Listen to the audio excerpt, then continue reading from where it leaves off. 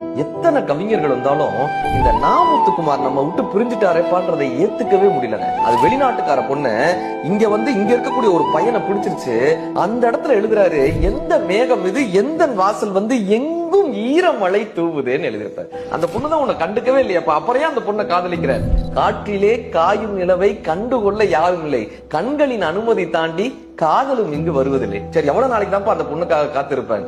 உனக்கெனவே காத்திருந்தாலே காலடியில் வேர்களும் முளைக்கும். வேறு முளைக்கிற அளவுக்கு நான் காத்திருப்பேன்.